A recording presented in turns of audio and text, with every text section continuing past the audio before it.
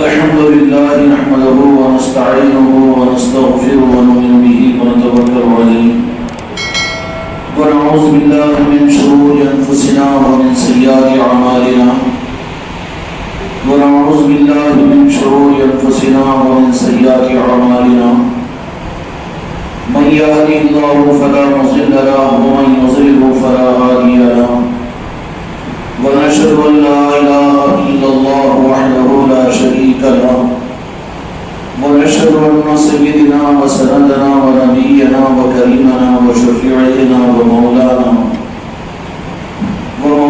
محمد بارك وسلم تسليما كثيرا كثيرا. أما بعد فأعوذ بالله من الشيطان الرجيم. بسم الله الرحمن الرحيم.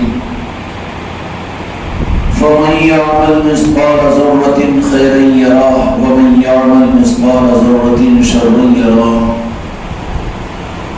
وقال تعالى في عظمته الكريم في القرآن المجيد والفرقان الحميد في شان حبيبه إن الله وملائكته يصلون على النبي يا أيها الذين آمنوا صلوا عليه وسلموا تسليما. اللهم صل على محمد وعلى آل محمد وبارك وسلم.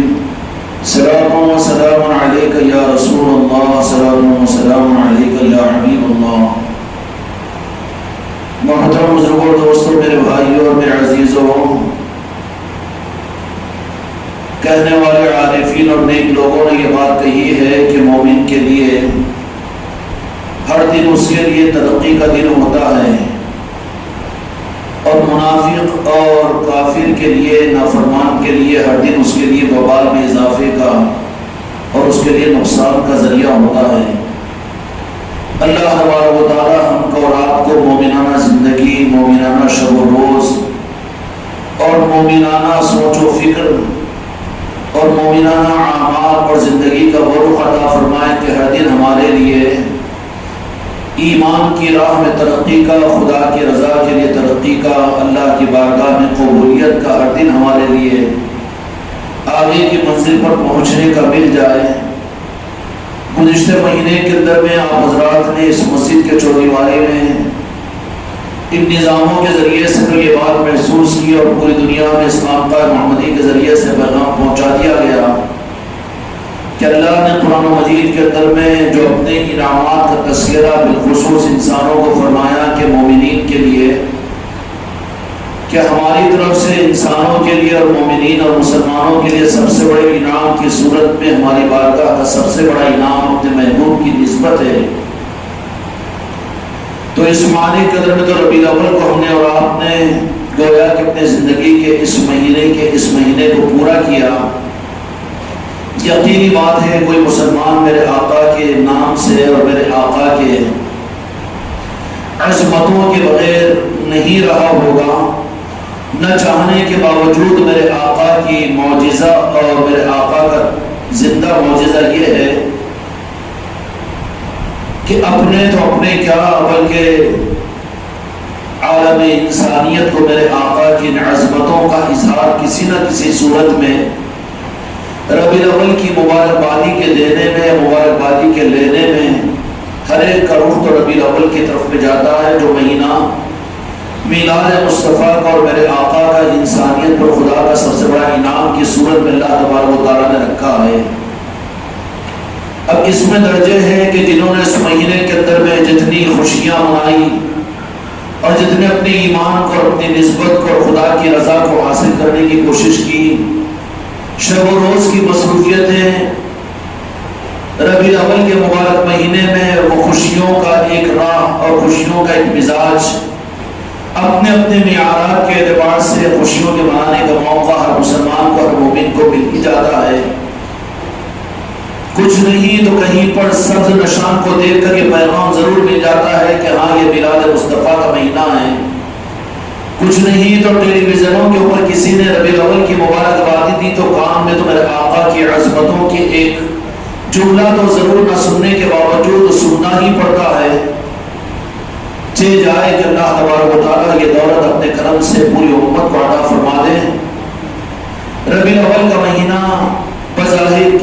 اور جنتری کے اعتبار سے گزر گیا ہے، لیکن ایمان والوں کے لیے ربیع الاول کا مہینہ ختم نہیں ہوتا۔ مہینہ ختم ہو جائے گا لیکن رب العالمین نے مہینے رسمی اعمال کے لیے عطا نہیں کیے، بلکہ رمضان کے روزے بھی اللہ تبارک و تعالیٰ نے فرض کیے ہیں۔ تو علت اور مقصد یہ بیان فرمایا، کتب علیکم الصیام کما کتب علی الذین من قبلکم لعلکم تتقون، کہ ہم نے رمضان کے روزے تم پر فرض کیے۔ یہ صرف شوال کے چاند کے نظر آنے پر رمضان کو بھول جانے کے لیے نہیں، بلکہ اس رمضان کے روزوں کے ذریعے سے تمہارے قلب میں وہ تقوی کی دولت حاصل کروانے کے لیے ہم نے رمضان عطا کیا ہے، تاکہ تم کو تمہارا رمضان کے روزے سال کے 11 مہینے اور زندگی کی آخری سانس تک اس تقوی کے ساتھ میں زندگی گزارنے والے تم بن جاؤ۔ اس کے لیے اللہ نے روزے عطا کیے ہیں۔ جیسے رمضان کی برکتوں اور خیرات اور عطاؤں اور تقوی کی دولت کے دینے کے لیے رب العالمین نے رمضان کا مہینہ بنایا اور روزے فرض کیے، لیکن یہ روزے ایک مہینہ فرض ضرور ہوئے تھے، لیکن ملنے والی دولت یہ ایک آدمی کو اپنی زندگی کی آخری سانس تک اس دولت سے مستفید ہونا ہے، سنبھالنا ہے۔ روزوں کو فرض کیا اللہ تعالیٰ نے، لیکن فرمایا کہ مقصد اس کے ذریعے سے تقویٰ ہے۔ اگر تم نے رمضان کا صحیح اہتمام کیا تو اس کے بدلے میں ہم تمہیں تقویٰ عطا کریں گے، اور وہ تقویٰ شوال کے چاند کے نظر آنے پر ختم نہیں ہوگا، رمضان کو بھول جانے کے لیے نہیں ہوگا، بلکہ جیسے رمضان میں تم نے روزے کی حالت میں اپنے آپ اور خدا کو حاضر و ناظر سمجھ کر خدا کی منع کی ہوئی چیزوں سے روکتے رہے، خدا کے حکم کو تم پورا کرتے رہے، جو ماحول رمضان کے اندر میں تم نے بنائے رکھا، اب اس ماحول کو اپنی زندگی کی آخری سانس تک اپنے دل میں سجائے رکھو اور یاد رکھو۔ رمضان کا مہینہ، رمضان کے روزے اللہ نے امت کو بھولنے کے لیے عطا نہیں فرمائے، بلکہ سنبھالنے کے لیے اللہ تبارک و تعالیٰ نے عطا فرمائے ہیں کہ اب رمضان کے روزوں سے تقویٰ مل جائے گا، تب اس تقوی کو تم سنبھالو۔ رمضان کے ایک مہینے میں تو خدا دیتا ہے تقویٰ، لیکن ذمہ داری دیتا ہے کہ اس تقوی کو سنبھالو۔ ایک ہوتا ہے اللہ رب العالمین کی عطا، اور ایک ہوتی ہے اللہ تبارک و تعالیٰ کی طرف سے اس کو سنبھالنے کا حکم۔ رمضان کے روزے کا حکم اللہ نے دیا، تقوی کی دولت کے دینے کا اللہ نے وعدہ کیا، اور پھر تقوی کو دینے کے بعد اللہ نے تقوی والی زندگی کے سنبھالنے کی ذمہ داری اللہ نے قرآن مجید کے اندر میں مسلمانوں کو عطا فرمائی کہ تم متقی بن کر زندگی گزارو، ملا ہوا تنخواہ تم کو اپنی آخری سانس تک اس تقوی کو تمہیں سنبھالنا ہے۔ رمضان کے روزے ختم، تقویٰ ختم، رمضان کے روزے ختم، رمضان کا استحضار ختم، اس کے لیے خدا نے رمضان کو عطا نہیں کیا۔ اب اس بات پر پہنچنے کے بعد میں یہاں پر یہ بات کو سمجھ لینا چاہیے کہ ایک مسلمان رمضان کا پورا اہتمام کر کے تقوی کو حاصل کرے۔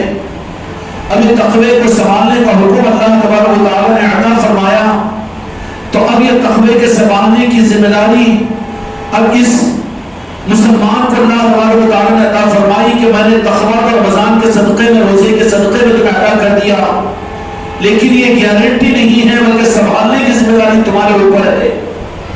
اس کے لیے تقویٰ کیسے سمجھے تو پورا قرآن پاک رہبری کرے گا کہ خدا کی ناراضگی سے بچو، نافرمانی سے بچو، عریانیت سے بچو، بے حیائی سے بچو، اللہ کے اوامر کو پورا کرو، نہیں عن المنکر سے اپنے آپ کو بچاؤ، منکرات سے اپنے آپ کو بچانے کی کوشش کرو۔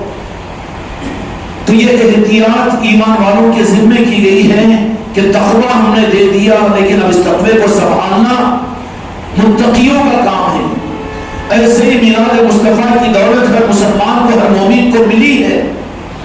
ایک لمحے میں بھی اگر یہ خیال بادلان خواستہ ہی آ جائے کہ یہ مہینہ تو میرے آقا کے دنیا میں جلوہ افروزی کا مہینہ ہے، میلاد مصطفیٰ کا مہینہ ہے، بادلان خواستہ ہی اگر بے ارادی طور پر ہی اگر میرے آقا کی ولادت کی خوشی کا ذرہ سا رمق اگر دل میں پیدا ہو جائے تو میرے دوستوں رب کی بارگاہ میں قبولیت کا مقام ہے، خدا اس کو محروم نہیں کرے گا۔ پکا کافر لیکن ولادت کو بے اختیار طور پر اس نے اپنے انگلی کے اشارے کے ذریعے سے اپنی بادی کو آزاد کیا تھا، ابو لہب، تو خدا نے اپنے محبوب کی ولادت کی خوشی کے اس رخ کو اختیار کرنے والے ابو لہب اور کافر کو خدا نے محروم نہیں کیا۔ تو ایک مسلمان اگرچہ کہ وہ بدعقیدہ کیوں نہ ہو، اگرچہ کہ اس کا رخ بھرا ہوا کیوں نہ ہو، لیکن کہیں پر محفل میلاد ہوئی ہوگی یا کسی ٹیلی ویژنوں پر آیا ہوگا، کسی اشتہار پر دیکھا ہوگا، کہیں پر نشان دیکھا ہوگا، تو یقینی بات ہے کہ مسلمان ہے تو ضرور اس کے دل میں یہ رخ تو آئے گا کہ یہ میلاد مصطفیٰ کی پہچان ہے۔ اس لیے ضرورت ہے کہ امت کو آسانیاں دی جائے، آسانیاں دی جائے۔ بیماریاں اگر ہے تو ڈاکٹروں کے لیے ضروری ہے کہ ہمدردی کے ساتھ بیماروں کا علاج کیا جائے۔ ڈاکٹر وہ ڈاکٹر نہیں ہے کہ مرض سے تو نفرت کرے لیکن مریض سے نفرت نہ کرے۔ اب ڈاکٹر تو وہ ہوگا کہ اس مریض کو صحت دلانے کے لیے اس کا غصہ بھی برداشت کرے گا اور اس کے ساتھ میں اخلاق کا معاملہ بھی کرے گا، غرض کی بنیاد پر نہیں بلکہ اس کا مقصود یہ ہوگا کہ کسی طرح سے یہ دوا کو استعمال کرے اور یہ بیمار صحت مند ہو جائے۔ اسی طریقے سے جن لوگوں کو اللہ تبارک و تعالیٰ نے محفل میلاد کے اپنے گھروں میں سجانے کا موقع دیا اور جن لوگوں کو محفل میلاد میں شرکت کا موقع مل گیا اور جن لوگوں نے اپنے محلوں کے اندر میں محفل میلاد کے لنگروں کو لٹایا اور دسترخوانوں پر کھا لیا، بڑے خوش نصیب ہے وہ بندے، یہ دولت ملی ہے۔ لیکن صرف یہ کافی نہیں ہے، بلکہ تم کو ہم کو تو اس بات کی کوشش کرنی چاہیے کہ جو اتنے بڑے خیر اور میرے آقا کے اتنے بڑے انعام سے جو امت کا ایک بڑا طبقہ محروم ہے، بڑا طبقہ محروم ہے، میرے آقا ہی کی امت ہے، لیکن وہ اس رخ پر کیسے آئے، یہ ذمہ داری ہے تمہاری اور میری کہ کس طریقے سے یہ رخ ان کو مل جائے کہ وہ ٹوٹ کر میرے آقا کے سامنے محبت اور عشق اور محبت کا ثبوت دے کر اپنے ایمان والے ہونے کا ثبوت دے۔ اس کے لیے جو سبب بھی ہو سکتا ہے اس سبب کو اپنی ذات سے امت کی ہمدردی میں، امت کے رخ کو صحیح کرنے کے لیے اصل امت میں کرنے کا کام اور امت میں کرنے کی تبلیغ یہ ہے اور دین حق کی خدمت اس وقت میں یہی ہے کہ دین کے نشے میں جو گمراہیت امت میں پھیلی جا رہی ہے، جہاں اسلام کو لے کر ایمان رخصت ہو رہا ہے، جہاں پر سنتوں کا اظہار کر کے سنتوں کے نام پر میرے آقا سے عداوت اور میرے آقا سے حقیقت اور نارائن پاک سے دوری پیدا ہو رہی ہے، اب اس وقت میں امت میں حکیموں اور حقیقی طبیبوں اور حقیقی ڈاکٹروں کی ضرورت ہے کہ وہ نبض پکڑ کر ان کا مرض پہچانے، اور تب تک کے لیے دینی ساری خدمات دوسرے نمبر پر ہوگی۔ کیوں کہ خون میں اگر خرابی پیدا ہو گئی ہے تو ایک ایک پھوڑے پھنسی کا علاج کرنا کوئی عقل مندی اور ڈاکٹریٹ کی پہچان نہیں ہے، بلکہ یہ پھوڑے پھنسیاں جو نکلے ہوئے ہیں اس پر توجہ کے بجائے اصل مرض کو پکڑو کہ خون کی خرابی ہے۔ خدا کی قسم اسلام کا خون عشق مصطفیٰ ہے، اللہ کے رب کی اللہ کی قسم اور قرآن پاک کی قسم کہ صرف اسلام کی روح عظمت مصطفیٰ، تعظیم مصطفیٰ، محبت مصطفیٰ ہے۔ یہ خون ہی اگر خراب ہو جائے، گمراہیت آئے گی، نمازوں کا چھوڑنا آئے گا، اپنی اولادوں پر ظلم کرنا آئے گا، لوگوں کے اوپر بہن بیٹیوں کو دیکھنا آئے گا، سارے گناہ آتے چلے جائیں گے، اور شریعت کو چھوڑنا، شریعت کی مخالفت، نمازوں کا انکار، مسجدوں کے اذان کے باوجود مسجدوں کو نہ آنا، یہ سب کچھ آئے گا اس لیے کہ خون کی خرابی ہو گئی ہے۔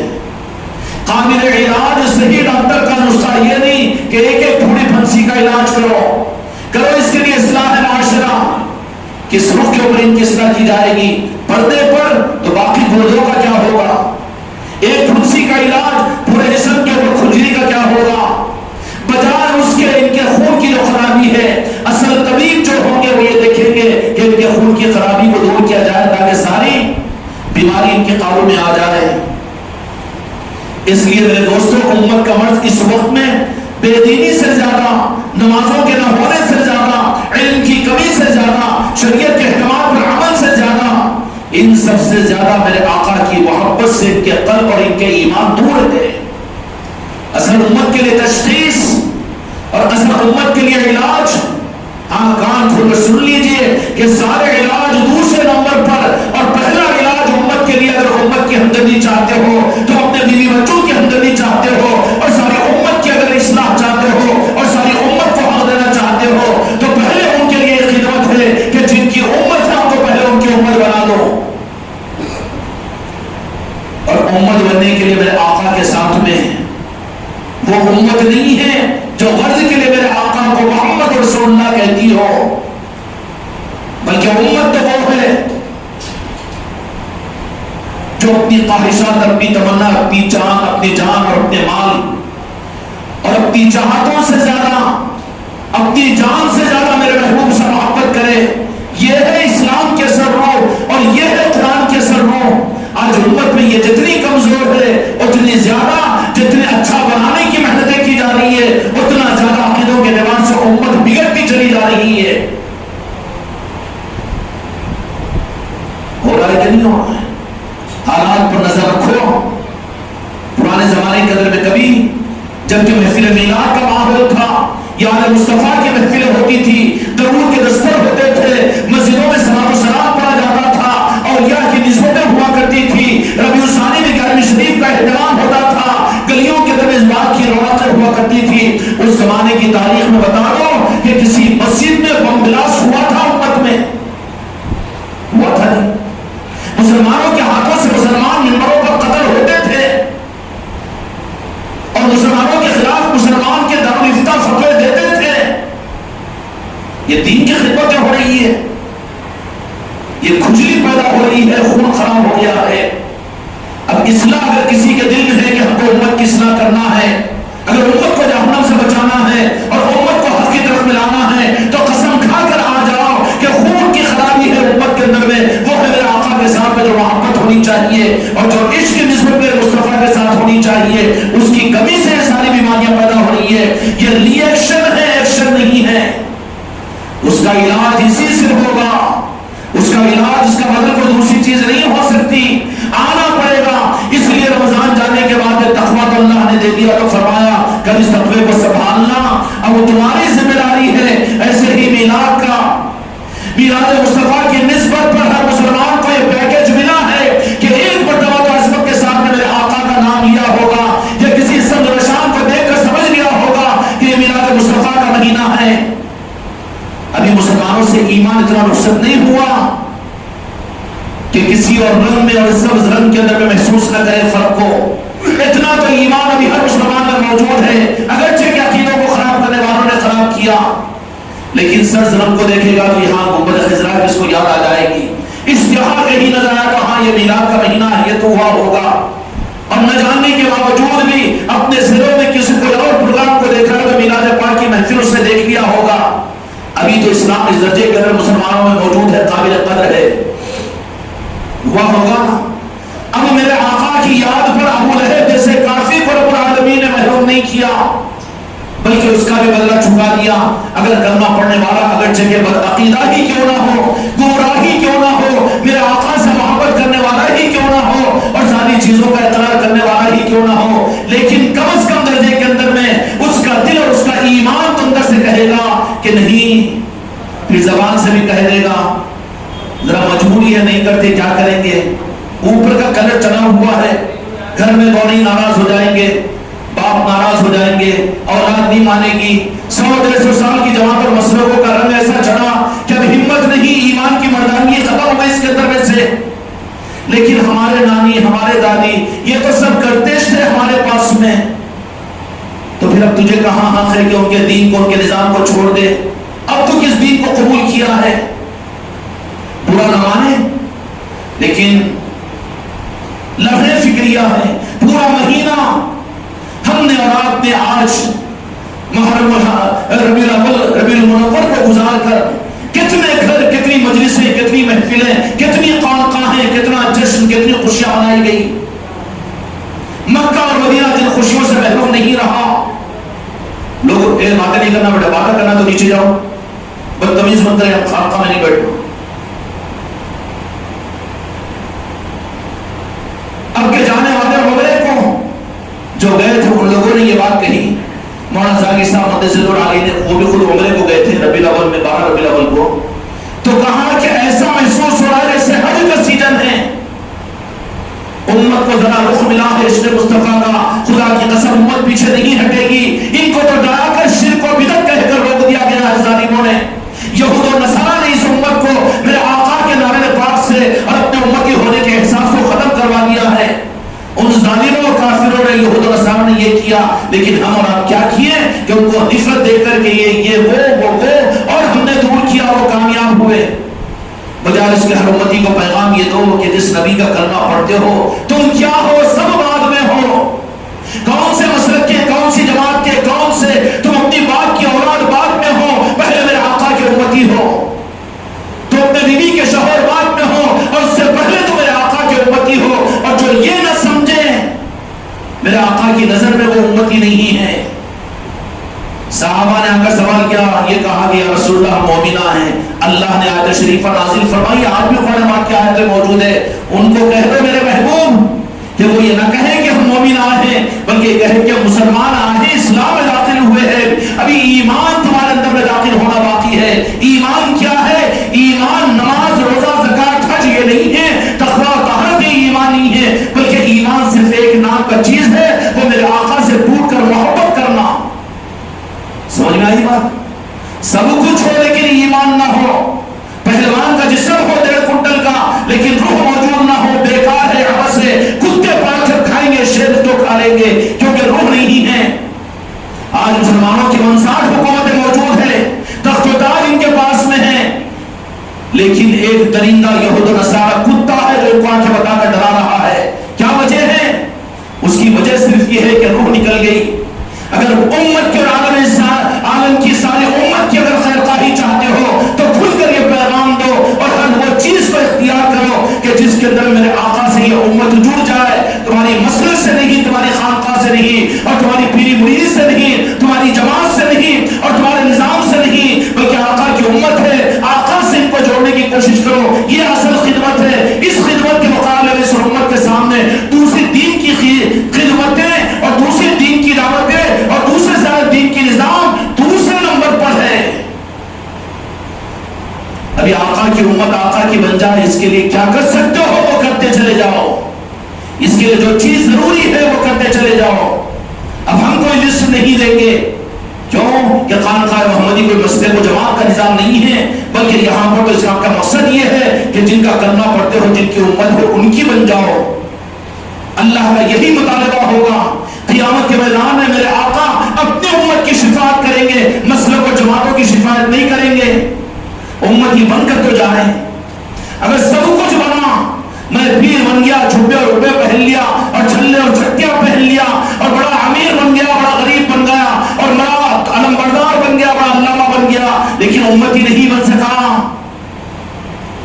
شفاعت سے محروم ہو جائے گا۔ شفاعت سے سحقن نسائی شریف کی حدیث ہے کہ میرے آقا فرمانے کہ مجھ سے ہٹاؤ اس کو، مجھ سے ہٹاؤ، اپنے کو پھجوایا۔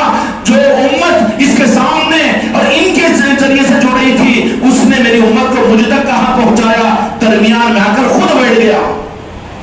اس لیے وہ عمل جو امت کو امتی بنانے کے لیے مفید ہوگا وہ کرتے جائیے۔ وہ عمل جائز ہے کہ ناجائز ہے مت پوچھو۔ بدعت، دین میں نئی چیز کو پیدا کرنے کو بدعت کہتے ہیں۔ 2 جمعہ پہلے قبلہ میر اجازت اسلام علی نے یہ بات ارشاد فرمائی تھی، دین میں نئی بات پیدا کرنے کو بدعت کہتے ہیں۔ ظالموں نے بدعت کا ڈھونڈا کیسا پیٹا دنیا میں۔ دین کے لیے نئی بات پیدا کرنا بدعت نہیں ہے، بلکہ وہ مستحسن ہے اور اللہ اس کے رسول کے پاس اور دین کے اندر وہ چیز مفید ہے۔ دین میں نئی بات پیدا کرنا، میلاد کی محفلیں امت میں نہیں ہوتی تھی، تمہارے گھروں کے اندر محفل میلاد نہیں ہوتی تھی، اور ربیع الاول کا اہتمام نہیں ہوتا تھا، اور میلاد پاک کے جلسے اور مجلسیں نہیں ہوتی تھی جو ہوتی تھی۔ اگر نہیں ہو رہی ہے تو جو چیز ہوتی تھی وہ بند ہوئی ہے، اس کو زندہ کرنا تو سب شہیدوں کا ثواب ہے۔ سمجھ میں آ رہی بات؟ یہ نئی چیز نہیں ہے۔ ہاں، تمہارا بند کرنا، مسجد کے ممبروں سے اس کو بدعت کہنا، یہ بدعت ہے۔ میلاد مصطفیٰ کو منانا، ناجائز بولنا، یہ بدعت ہے، تم مجرم ہو۔ یہ سب ہونا ہے، کرنا ہے۔ اب اس چیز کو مقصد بنا کر جو چیز امت ان چیزوں سے، نظاموں سے قریب آئے، ہر وہ چیز مقبول ہے۔ ہم اصرار نہیں کرتے، افراد و تفرید کے اندر میں نہیں جاتے، لیکن گھروں پر سبز نشان کیوں لگائیں؟ ہم مسلک و جماعت کی بنیاد پر نہیں لگاتے، لیکن ضرورت ہے حاضر فی زمانہ، ضرورت ہے کہ اپنی پہچان تم دینے والے بنو، کہ یہ سبز نشان تمہارے گھر کے اوپر لگے گا تو اس سے تمہاری پہچان اپنوں کو نہیں پڑا ہو جائے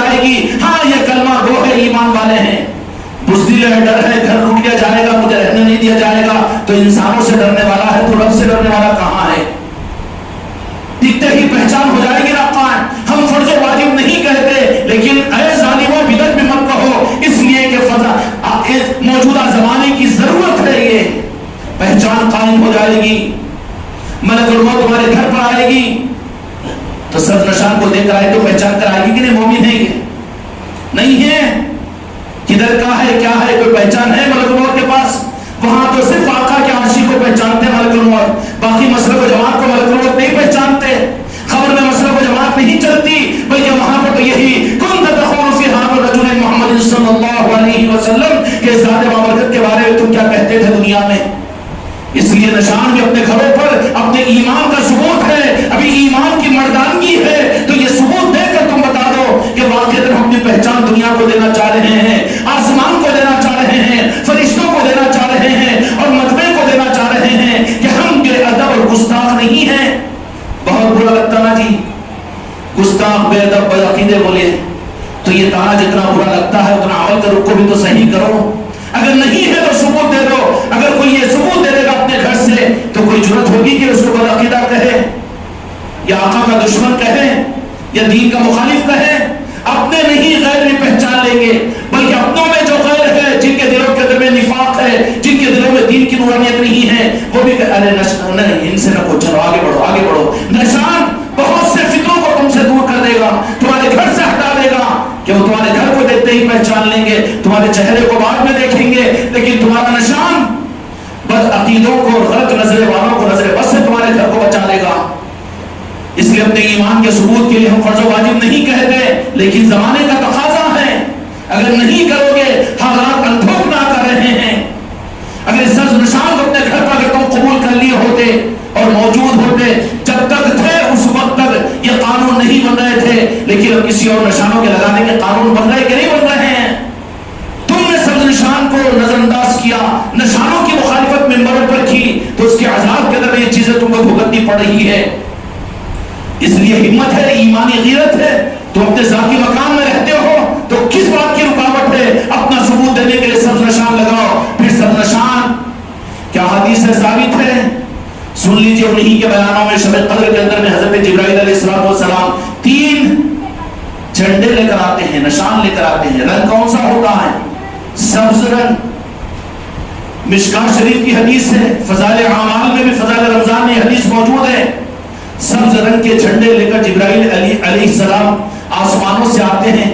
اب آسمانوں کا نظام یہ زمینی مسئلے پر جماعت والوں کو ہضم نہیں ہو رہا ہے تو اس کا ہاضمہ خراب ہے، اس کو علاج کرانے کی ضرورت ہے۔ اور آ کر حضرت جبرائیل علیہ السلام باہتمام سنا کے نہیں سنا یہ بیانوں میں، ایک کعبۃ اللہ پر گاڑتے ہیں، ایک بیت المقدس پر، ایک مسجد نبوی پر۔ اے مسلمان یہ اس لیے کروایا کہ تو بھی اپنے ایمان کے ثبوت، وہ تو اللہ جبرائیل کے ذریعے سے کروا رہے ہیں، وہ کتنا بدنصیب مسلمان ہے جو میرے آقا کی محبت کا ثبوت دینے کے لیے اپنے گھر پر تو سب نشان کو برداشت نہ کرے، اس کو بھی مسئلہ و جماعت کا سمجھ لے۔ نہیں میرے بھائیوں، اللہ تبارک و تعالی ہم کو اور آپ کو اپنی نسلوں کی تربیت کی توفیق عطا فرمائے۔ اس لیے میرا یہ پیغام ہے، موقع ہے کہ رمضان میں اللہ تقویٰ دیتا ہے تو حفاظت کی ذمہ داری ہوتی ہے۔ ربیع الاول میں میرے آقا کے اس مبارک مہینے سے جن کو جس درجے میں میرے آقا کی یاد آئی ہوگی اور جو بھی موقع مل گیا ہوگا، اب اس کو سنبھالنے کے لیے رب العالمین کا انتظام یہ ہے کہ نسبت مصطفیٰ، محبت مصطفیٰ اور دین کے سروں کی حفاظت کا نظام جیسے ہی ربیع الاول ختم ہوگا۔ آج کون سا مہینہ ہے جی؟ ربیع الثانی نا؟ کون سا ہے؟ ربیع الثانی نہیں، اپنے کو تو جنوری فروری معلوم ہے، کاٹ دیا نا رخ کو پورے۔ ربیع الثانی ہے۔ اچھا عام اصطلاح میں مومنین کیا کہیں گے؟ یہ 11ویں کا مہینہ ہے۔ تمہارے بابا پیدا ہوئے تھے 11ویں کا مہینہ، وہ بھی تو بڑی چڑ آتی ہے نا ان کو۔ اگست بولو، نومبر بولو، کوئی فکر ٹینشن نہیں۔ کیوں کہ ٹینشن ادھر فری ہے، ادھر بڑا ٹینشن ہے، روحانیت کے نظام میں ٹینشن آتا ہے۔ 11ویں شریف کا مہینہ بولتے کہ نہیں بولتے؟ پھر 11ویں کا مطلب کیا ہے؟ 11ویں شریف کا مہینہ بولتے ہی سیدھا ربیع الاول کا مہینہ اگر کہتے ہیں، میلاد کا مہینہ، تو جان کے بانی کی یاد آتے ہیں۔ امت کو جو میرے آقا سے جو نسبتیں اور جو نعمتیں ملے گی میلاد مصطفیٰ کے اندر میں، اس کی حفاظت کا نظام 11ویں شریف میں پیران پیر حسن اعظم کی یاد میں ہے۔ کنورٹ کیا رب العالمین نے نبوت کے نظام کو ولایت کے نظام میں، ولایت کے نظام میں۔ اب 11ویں شریف کو دوسرے ہی دن شروع کروا دیا تو کیا مطلب؟ جب میرے دین کی حفاظت، دین کو سنبھالنے کی ذمہ داری اب کوئی نبی نہیں آئے گا، بلکہ یہ ذمہ داری اللہ نے اور میں نے اپنی آل پر حضور پیر غوث اعظم اور اولیاء کے نظام پر رکھ دی ہے۔ جو اولیاء کا نظام والا ہے وہی حقیقت میں دیندار ہے اور دین کے نظام والا ہے، ورنہ کچھ اور نظام والا ہے وہ مارکیٹ کی دکان والا ہے۔ اس لیے میلاد مبارک کا مبارک مہینہ ختم ہوا، جو خیرات ملی ہے، کبھی ایک مرتبہ تو درود پاک پڑھا ہوگا نا؟ ماشاءاللہ آپ لوگ تو خانقاہ میں آتے ہو، زبان سے ظاہر نہ کرتے ہو، عمل سے نشان نہ لگاتے ہو، لیکن خانقاہ کی برکت یہاں کی چودیواری کی نورانیتوں کی وجہ سے ہضم تو ہوتا ہے، خیر تو نہیں ہوتی، الرجی تو نہیں ہوتی، الرجی تو نہیں ہوتا، اتنا تو علاج ہوتا ہے خانقاہ میں آنے سے ہو جاتا ہے نا۔ تو پھر اس امانت کو سنبھالنے کے لیے اب ذمہ داری ہے کہ نسبت مصطفیٰ، میلاد مصطفیٰ کے اندر میں ہم نے ادا کر دی، لیکن اس کے سنبھالنے کا نظام اب میرے آل علی اور اولاد علی، حضور پیارے پیر غوث اعظم، خواجہ غریب نواز، ان کی یادوں میں، ان کی نسبتوں پر، ان کے نظاموں کے ساتھ میں میرے دین کی حفاظت بھی ہوگی اور دین کی دنیا میں آگے بڑھے گا۔ اس لیے میلاد مبارک کا مہینہ جیسے ہی رخصت ہوا، دوسرا مہینہ 11ویں شریف کا آ گیا کہ سمجھ جاؤ کہ قیامت تک میرے دین کو آگے بڑھانے والے، دین کی تبلیغ کا حق ادا کرنے والے اور دین کی حفاظت کرنے والے یہ بات کے یہ پلاسٹک کے کارٹون نہیں ہیں، ان کی تو غرض ہے، ان کی تو دکانیں ہیں کہ امت کو کاٹ کاٹ کر مسلک و جماعت کو بنا رہے ہیں۔ جنہوں نے دین کو سنبھالا، جن پر اللہ اس کے رسول نے دین کو سنبھالنے کی ذمہ داری رکھی، وہ آل رسول کی ہے۔ اس لیے میرے آقا نے قرآن مجید کر رب العالمین نے فرما دیا، آخری بات عرض کر کے اپنی بات کو ختم کرتا ہوں۔ قرآن مجید اللہ تبارک و تعالیٰ نے فرما دیا، قُلْ لَا أَسْأَلُكُمْ أَجْرِي عَلَيْهِ أَجْرًا إِلَّا مَوَدَّةً فِي الْقُرْبَىٰ۔ قرآن مجید نے اللہ تبارک و تعالیٰ نے کیا فرمایا کہ میں تم سے کوئی بدلہ نہیں چاہتا ہوں، میں دینے والا ہوں، میں لینے والا نہیں ہوں۔ لیکن کتنے خوش نصیب ہے وہ امتی کہ ہم تو آقا سے سب کچھ لے رہے ہیں، بیکاری ہے لیں گے، لیکن میرے آقا نے ایک رخ ایسا عطا فرما دیا کہ تم میرے امتی ہو تو لو تم مجھ سے قرآن، مجھ سے نماز، مجھ سے ضرور اور مجھ سے درود شریف اور مجھ سے روزہ نماز، سب کچھ میں تم کو دوں گا، جنت بھی تم کو دوں گا، تمہاری قبر میں نورانیت بھی میں تم کو دوں گا۔ لیکن میں صرف یہ کہتا ہوں مودتی فی القربیٰ، کہ میں تم سے صرف یہ چاہتا ہوں کہ میری آل کے ساتھ محبت میں مودت کا معاملہ کرو۔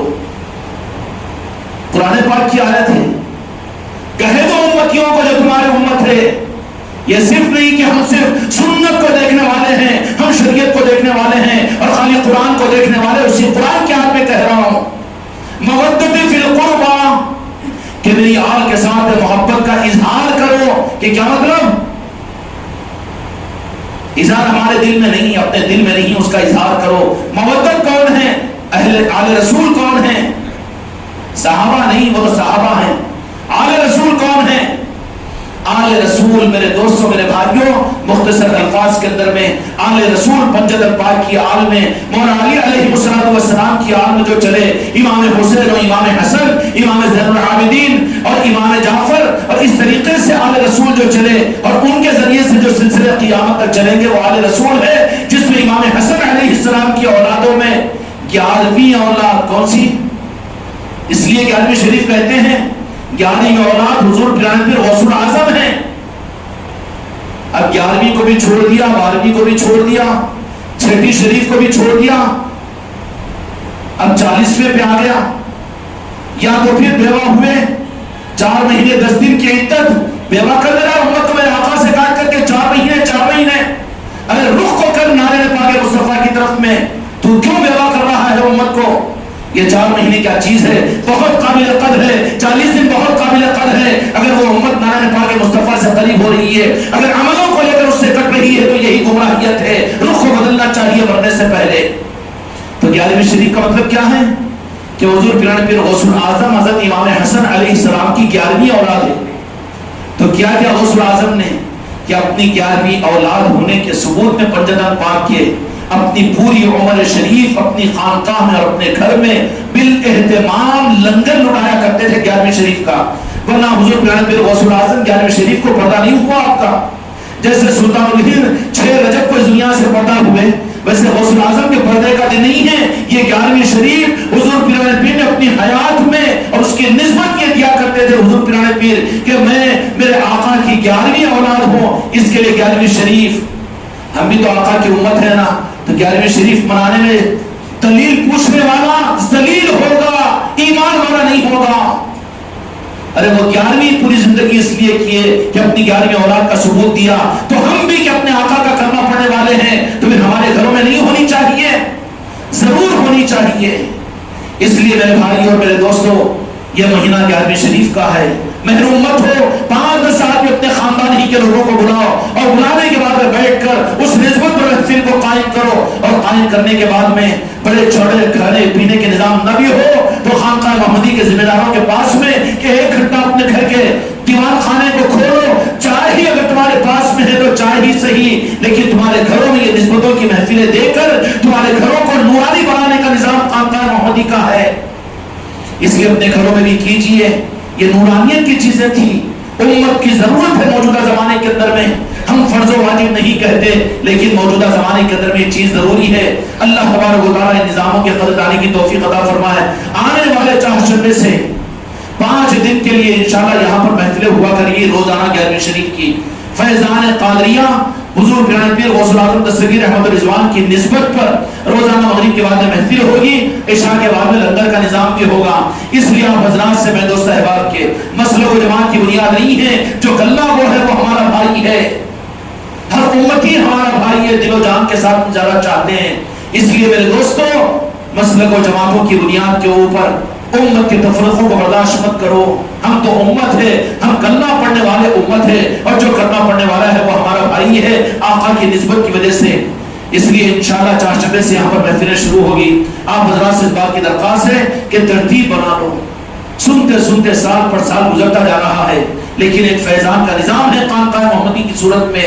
اس لیے آپ حضرات کو میں دعوت دیتا ہوں اس بات کی کہ چہارشنبے سے روزانہ مغرب کی نماز میں یہاں پر آیا کرو، اپنے دوست احباب کے ساتھ پہنچو، مجلس میں بھی رہو، محفل میں بھی رہو، خود بھی آؤ، دوست احباب بھی آؤ. مسورات کے لیے پردے کا نصب بھی ہوتا ہے، تشریف لائیں. تمہارے اولاد اور نسلوں کی تربیت ان اولادوں کے گودوں میں ان بچوں کی تربیت کے لیے ضروری ہے کہ ان محفلوں میں اپنی مسورات کو بھی لے کر جڑے. اور اس کے ساتھ میں میرے دوستوں، اتوار کے دن مرکزی مجلس ہوگی 11ویں شریف کی، اور اس دن میرے آقا کی بارگاہ سے سند اور ثبوت کے لیے اس خانقاہ محمدی کے اندر میں تبرکات مقدسہ جس میں دو جہاں کے مالک میرے آقا محمد رسول اللہ صلی اللہ علیہ وسلم کا موئے مبارک اور آثار مقدسہ قبلیہ مبارک، مولا علی علیہ السلام کے تبرکات، امام حسن امام حسین کے تبرکات، اور حضور پیارے پیر غوث العظم کے تبرکات، کہ ہم اتنے بھی ایمان سے نیچے نہ گر جائے کہ نظروں سے دیکھنے کو بھی تیار نہ ہو. موقع مل رہا ہے، بدنصیبی ہوگی بڑی. لوگ ذوق میں اورنگ آباد جاتے ہیں، ٹرینوں کا سفر کرتے ہیں تاکہ زیارت کرے آثار مبارک کی، لیکن کون کتنا بڑا بدنصیب مسلمان ہوگا کہ خود خانقاہ محمدی میں آثار مبارک کی زیارت ہو لیکن یہ 10 منٹ نکال کر یہاں آنا سکے. بدنصیبی ہے. اگر رخ مڑا ہوا تو کون کیا کریں گے؟ قبولیت رب کی نہیں ہے تو کون دے سکتا ہے؟ کوئی پیر و فقیر ہدایت نہیں دے سکتا جب تک کہ اللہ نہ چاہے. اس لیے بات کو طے کرو کہ متبرکات مقدسہ جب یہاں پر آئیں گے جن کی زیارت کروائی جائے گی، آپ حضرات ان تبرکات مقدسہ کی زیارت سے اپنے آپ کو محروم مت کرو. عورتوں کے لیے بھی، بچوں کے لیے بھی نظام بنے گا. اس لیے اتوار کے دن عصر کے بعد میں یہاں قرآن خوانی ہوگی، مغرب کے بعد محفل ہوگی، اس کے بعد تبرکات کی زیارت ہوگی، لنگر عام ہوگا. دور دور سے لوگ، کھمم سے، کلکتے سے، اورنگ آباد سے، دور دور سے لوگ آ رہے ہوں. لیکن کتنی محرومی کی بات ہے کہ مسلمان کو یہاں کا یہاں 10 قدم چل کر آنے میں مشکل ہو جائے. کتنی بڑی محرومی کی دلیل ہوگی. اس لیے ابھی سے ارادہ کرو کہ محفلوں میں بھی جڑیں گے اور جوڑیں گے، اور پھر تبرکات کی جو زیارت ہوگی وہ انشاءاللہ اپنی آنکھوں سے کر کے، کیونکہ حصہ مصطفیٰ ہے، وہ موئے مبارک ہے میرے آقا کا، اس پر نظر پڑے گی. خدا کی قسم تم دیکھو یہ نہیں، بلکہ حدیث میں آپ کے اندر میں آتا ہے کہ میرے آقا کا موئے مبارک قیامت میں اپنے دیکھنے والوں کی شفاعت کی گواہی دے گا. بدنصیب نہ رہو اے مسلمانوں، اے خانقاہ میں آئے ہوئے لوگوں، مسلک و جماعت کے اس گانجے کے دھن کی وجہ سے اور اس نشے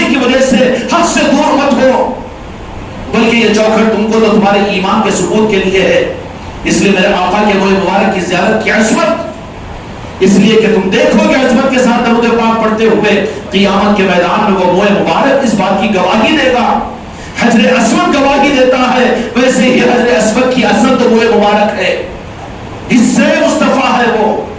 اس لیے ابھی سے اپنے دو صحبان کو کہہ دینا کہ کوئی مسلمان بھی، تمہارا تقاضا یہ ہے کہ کوئی مسلمان بھی محروم نہ رہنے پائے، کریں گے انشاءاللہ۔ بلاؤ اپنے دامادوں کو، بلاؤ اپنے بیٹیوں کو، بلاؤ اپنے رشتہ داروں کو کہ یہاں پر محفل بھی ہوگی 11ویں شریف کی، کھلانا نہیں، چندہ نہیں ہوتا۔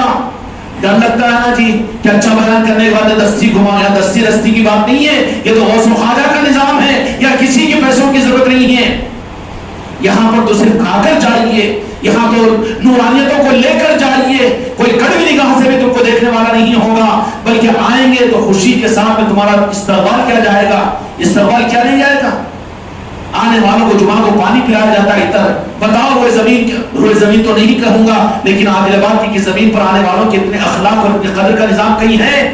یہ حقائق کے نظام کو بھی سمجھ نہیں پا رہے ہیں، تو کیا ملک الموت آ کر سمجھائیں گے، یا جبرائیل امین آ کر عذاب ڈالیں گے تب سمجھ میں آئے گی بات؟ نہیں، ظرف اور ایمان ہے تو سمجھو ان نظاموں کو، اور نیت کرو کہ انشاءاللہ یہ اتوار میں، اس اتوار کو جو محفل ہوگی اس میں تبرکات کی زیارت کے لیے بھی پورے اہتمام کے ساتھ میں غسل کر کے، خوشبو لگا کر اہتمام کے ساتھ، اپنے بچوں کے ساتھ میں ولیمے کی دعوت ہو تو لے کر جاتا ہے، جائز اور ناجائز دیکھتا ہے وہاں پر، ایک گراف لگا نمائش تو وہاں پر جاتا ہے اپنے چاچا بچوں کو لے کر، پھر کیا ثبوت دے رہا ہے اپنے آقا کی نسبت کا؟